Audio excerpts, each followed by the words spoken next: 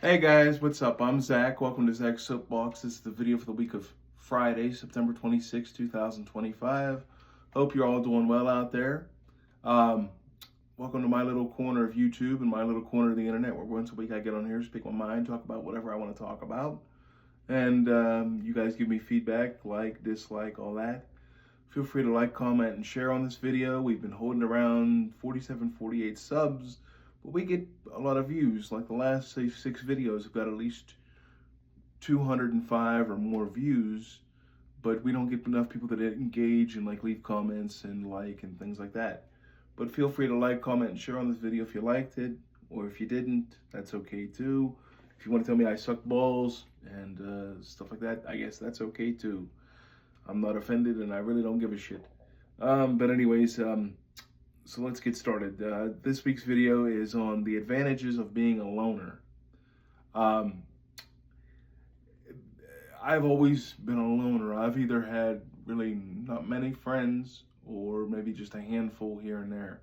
And a lot of friends in life, sometimes they come and go, depending on where you are in life, where you're living, what you're going through, etc., etc. And as you ebb and flow and go through life, people come and go too, you know what I mean? But there are certainly advantages of being a loner, and I kind of enjoy, I'm very comfortable in my own skin, you know what I mean? Things like that. So, the advantages of being a loner. Here we go.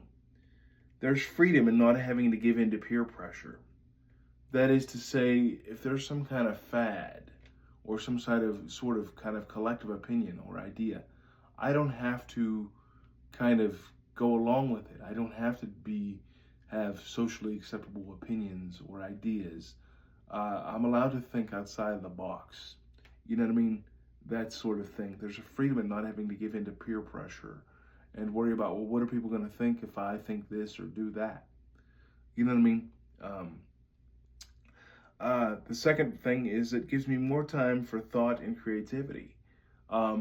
Take, say, doing the soapbox. I'm able to sit down and write out a script and sit and think things out and then, upload it. I find that much better than, drinking every day or smoking marijuana or doing other things like that. Going gambling every day. I live in Las Vegas. It'd be like if I was over at the casino every day. You know what I mean? I'd much rather, say, make a soapbox video every day or lift weights every day or do cardio every day than do those other sort of destructive things. I find that I tend to be a lot more productive than most people. It allows for more creativity in the sense that it allows you to sit and kind of think and look introspectively, that sort of thing. Uh, but I also find that by staying alone, you tend to kind of curl up inside for protection. I always have kind of found that I've felt like I really can't relate to people, or I really don't belong. And so sometimes you kind of stay to yourself and stay alone so you don't have to explain yourself because people don't understand you. Um, you know what I mean? That sort of thing. You can't relate to people, which I can. I tend to have a lot of high empathy.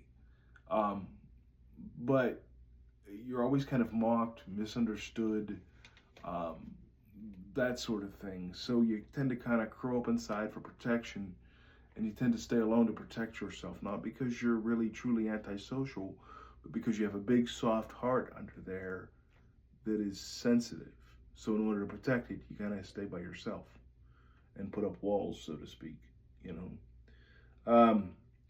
The fourth is the pursuit of personal goals and personal growth.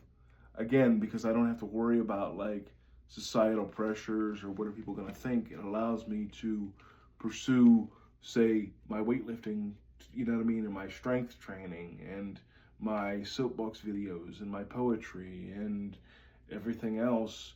Um, Whereas a lot of people are worried about like advancing in the job and advancing in the real world and advancing in social status and social standing. I'm more worried about advancing in my own personal growth and personal freedom and free thought and things like that. You know what I mean? Pursue your goals through pursue your own um, goals through like listening to lectures, listening to audiobooks, etc., etc. You know what I mean? So personal growth and personal goals over societal goals and the goals of getting married, having a girlfriend. I would love to have a girlfriend, but I'm not going to do it at the expense of selling out to myself either.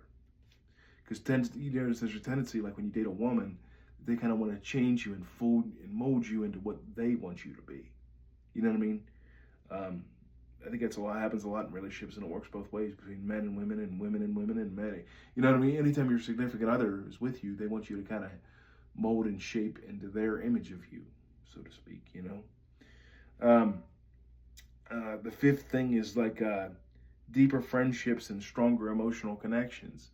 While I might not have many friends, the friends I have, I would go to bat for. I would fly around the world for. You know what I mean? Like I got one buddy back home. He, at least gets a hold of me at least once a week on Facebook Messenger, and we shoot messages, even if we just talk for 10 minutes.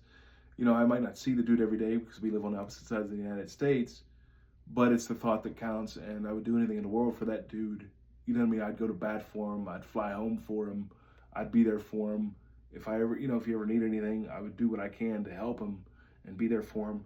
I noticed with the friendships I do have, they're stronger and more emotional, and they're deeper. You know what I mean? A friend is somebody who's a friend with everybody is a friend to nobody. You know what I mean? So what value does it place on friendship? If you can be friendly and not necessarily be friends. But what value does it place on friendship and love if you try to love everyone and be a people pleaser? It doesn't. So I'd rather have a few good friends than a bunch of small fair weather, 100 small fair weather friends that are just kind of superficial. You know what I mean? The sixth thing is I tend to kind of be more thoughtful than most people. I tend to think a lot more before I speak than most people. Most people just kind of blurt things out on emotional kind of blabble, or banter.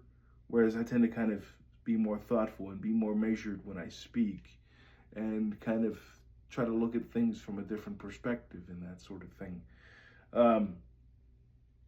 But so I think that these things are really advantages to being a loner. It allows for, like I said, more personal growth, more personal introspection. You understand yourself better and those around you, that sort of thing.